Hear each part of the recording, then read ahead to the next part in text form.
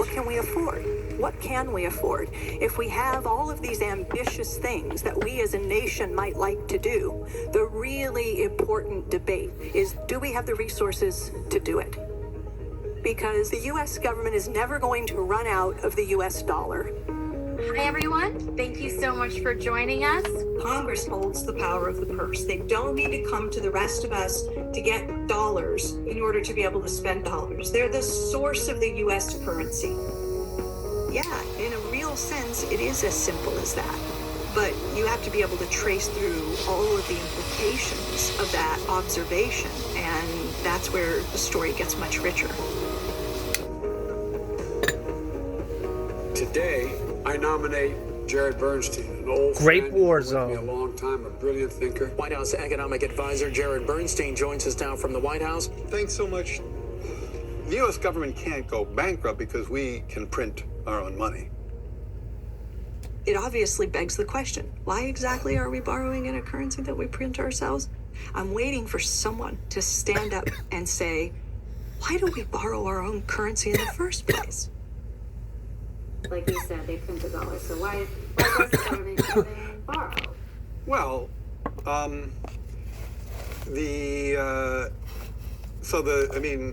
again, some of this stuff gets, some of the language that some of the language and concepts are just confusing. I mean, the government definitely prints money, and it definitely lends that money, which is why the government definitely prints money, and then it lends that money by selling bonds. Is that what they do? They sell bonds. Yeah, they sell bonds, right? Since they sell bonds and people buy the bonds and lend them the money. Yeah. So a lot of times, at least to my ear with MMT, the language and the concepts can be kind of unnecessarily confusing, but there is no question that the government prints money and then it uses that money to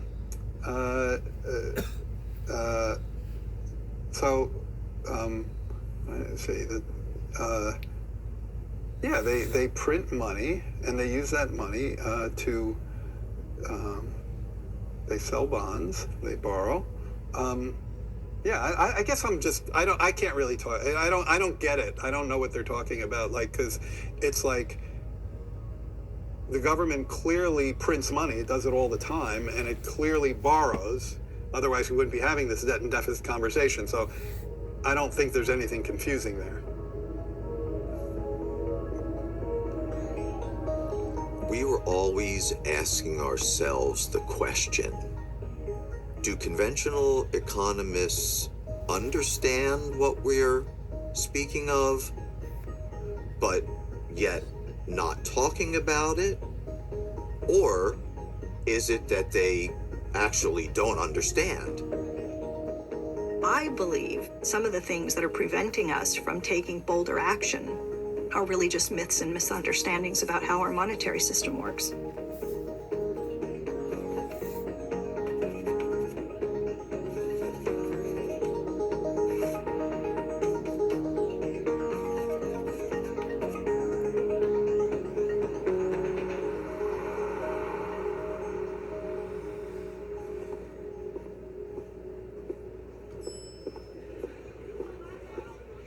It's an honor to be here in the presence of future senators and congresspeople.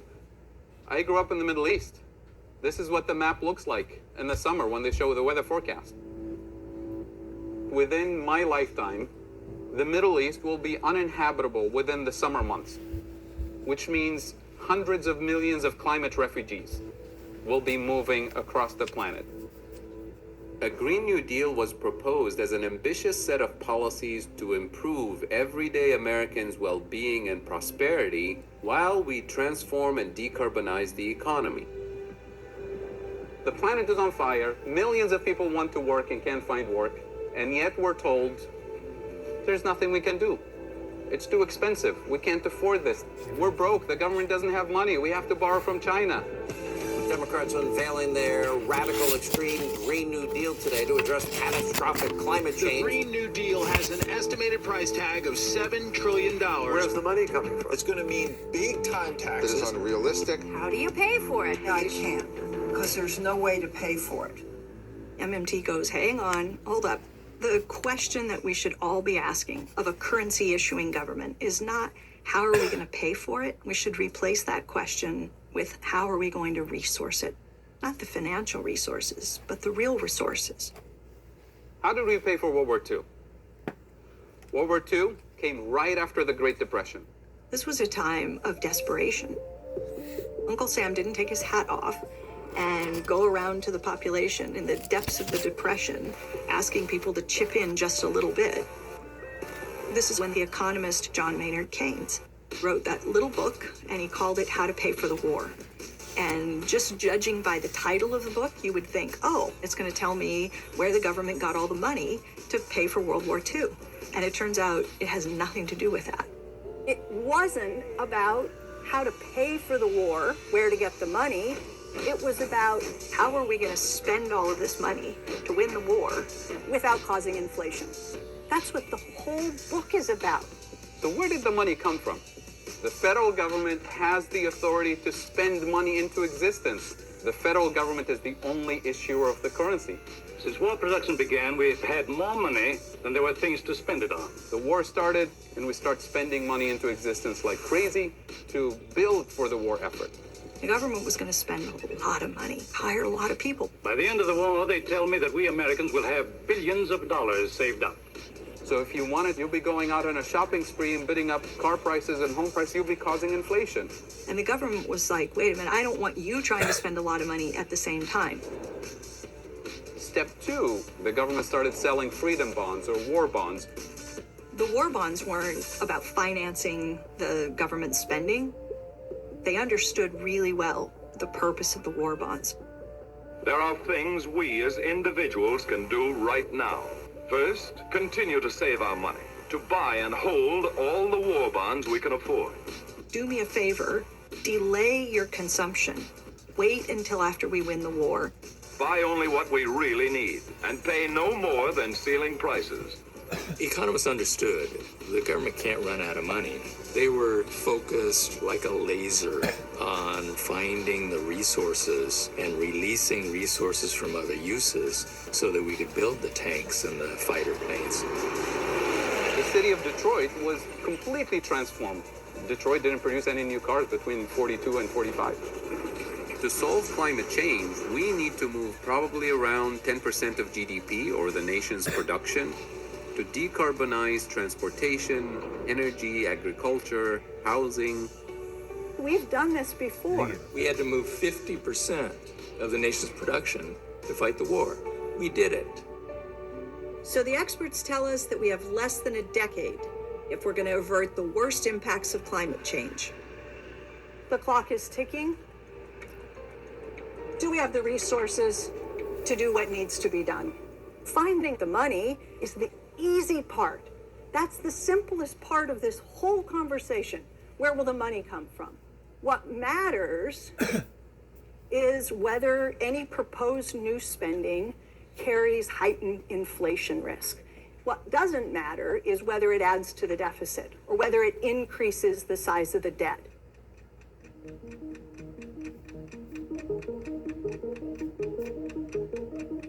Well, the hottest debate in the economics world right now is over MMT, or modern monetary theory. Many economists have pushed back on some of MMT's core ideas, including Larry Summers, formerly Treasury Secretary and an advisor to President Obama. I think MMT is today's version of voodoo economics. It promises a free lunch. Modern monetary theory. Most Republicans rightly lampoon this quackery. The weird thing about MMT is I still can't figure out what it actually is. The last thing we need is some harebrained theory that basically says there's a free lunch, you don't need to worry about it. First they ignore you, then they ridicule you, then they fight you, and then you win. Previous years, we were taking off, the wind was at our backs. Now it's more like a hurricane. It's more interviews than I can keep up with. Nice to meet you. Thanks, everybody. Nice to talk with you. Okay. And it's a lot of work because with each new day, there's some people who encounter the ideas for the very first time. So what is the role of taxation? So in MMT, we don't think about taxation as providing the government with revenue. A government that issues its own currency clearly does not need to tax me in order to get the dollar. They're the issuer of the dollar.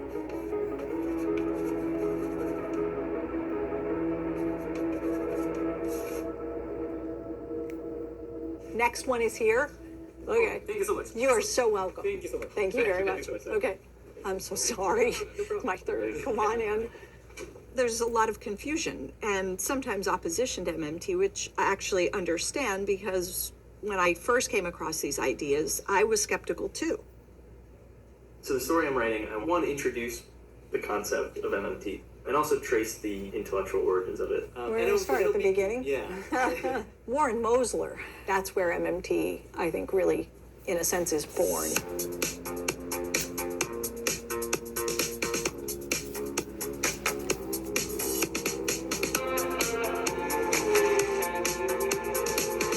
I was a graduate student at Cambridge University the first time that I remember hearing Warren Mosler's name. It was 1996, and Warren was getting active on this listserv. We called it the PKT, the Post-Keynesian Thought List. Matt Forstater was there, and Randy Ray. And this guy named Warren Mosler started posting comments. He starts floating these ideas, and he starts saying things like, The government doesn't need your dollars to be able to spend. it's not the government that needs the dollars, it's the rest of you that need the dollars. Everybody's, what? I did not fully understand everything that Warren was talking about on day one. It took me. Look at these moves. These are huge moves to the upside that a lot of people didn't see coming. Look at this. You can Quite a while before it seeped all the way in. Warren Mosler wasn't trained as an economist. He worked in finance. He was a bond trader. So financial markets and monetary operations were his bread and butter. For me, the story starts in college. One of my students, Pavlina Chernova, I was looking for an internship. I went to work with Warren.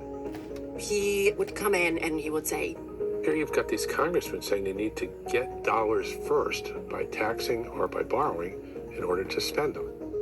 That's the only story I'd ever heard. In fact, it's the reverse. The government, which is the issuer of the currency, has to spend first before it can collect taxes. Immediately, it sparks a lot of debate. It sounds too easy in a sense. I remember thinking, this has got to be wrong. But I couldn't quite figure out why, and I couldn't let go of it. So I told Randy, it can't be right. It was all a little bit puzzling. And Randy said, you should write a paper. You should write it up, because if he's wrong, he would want to know it. It's not obvious from just watching from a distance, but it's fairly simple. If you think of the government from the beginning,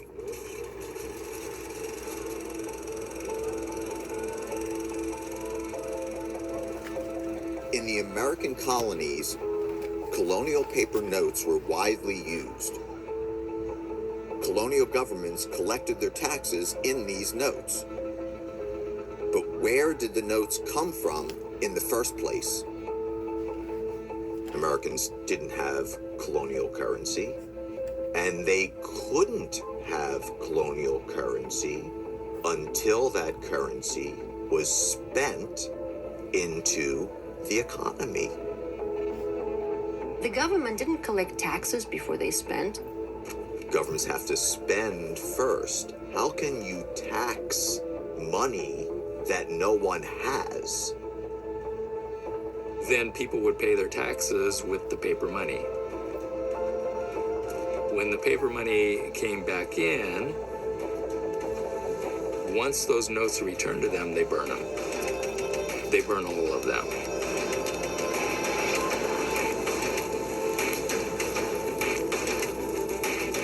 I don't know if that's gonna bother people to find out that when they pay their taxes, the government just burns it.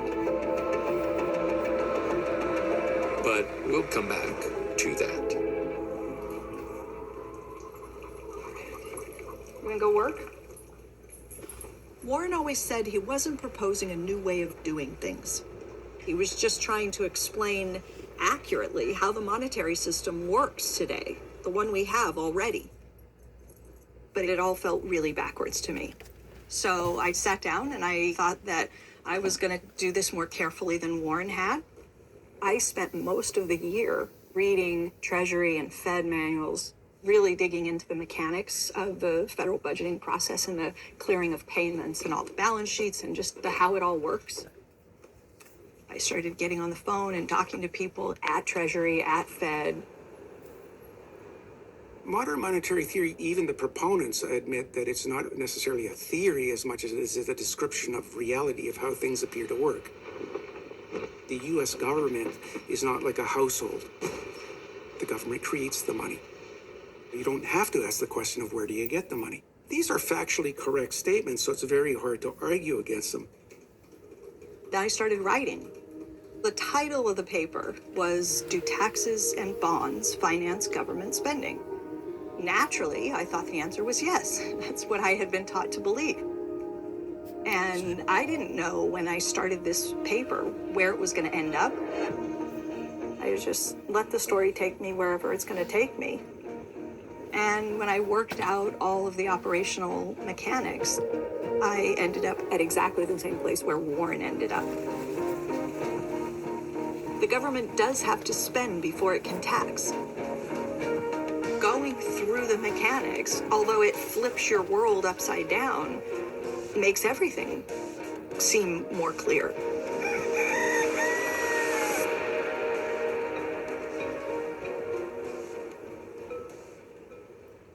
Hey everybody, this is Barack Obama.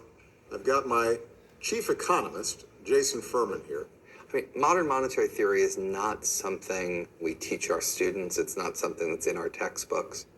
I think the biggest issue is that sometimes modern monetary theory seems to play a word game where it says, oh, we don't need to worry about the deficit for this reason, but actually we do need to worry about it for some other reason like inflation. Well, all of those get you to roughly the same place in your thinking about budget deficits. No, I mean, the difference is not a trivial one. It changes everything. It changes our view of the nature of money. What is money and what gives money value? Money is what you use for transactions, and it has value because we all believe it has value. If suddenly we decided that it didn't have value, it would not have value. Money is this really important mode of interacting economically so we don't have to barter. I think if you drill too far down into some of these questions, I feel like you lose the thread. Didn't they tell you? You never touch the money question. When Paul Krugman was a student at MIT, one of his peers in graduate school was an economist named Bernard Leatier. Paul Krugman told me personally. And Leatier wanted to talk about money. Didn't they tell you? Never touch the money system. You touch everything else. There's a theory that says we should not be looking too closely at money or almost even talking about money too much. What is money? And where does money come from? We could rip off the veil of this thing and openly look at how it works, but maybe that would lead us to some dangerous places. It's just best to let that be. When I wrote the first book on MMT, I wrote a letter to Robert Heilbroner and asked him if he would write a blurb for the book. And he said, I can't because the topic is money. And your book is going to scare the hell out of everyone. Okay? And he was right. There are two words that scare the pants off of people. They are the national debt and the deficit. We don't talk about finance, banking, debt, money. These are questions that will put you on a path that leads you to Siberia. You don't want to step out and contradict the entire underlying principles of your profession. It's a very dangerous, kind of lonely place to be. You're killing yourself academically if you touch the money system. We coalesced at the University of Missouri in Kansas City. where Fadl and Lua were students of ours. But for many years, we felt ignored. This is what Bernard Leatier said. He said they took all the MMT people and they put them in the equivalent of Siberia. Because MMT starts with the money question, the question you're not supposed to raise.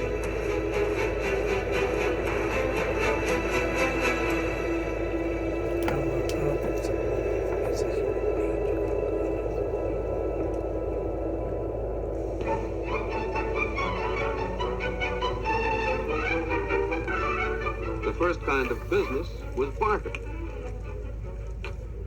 But what would you trade in a hardware store for a gallon of paint? Money has evolved from an age-old search for a satisfactory medium of exchange. Money should be something of value. Gold and silver emerged as the most durable, most satisfactory money. For greater convenience, men started taking out gold and silver coins with values imprinted on them. Later, governments took over the exclusive function of finding money.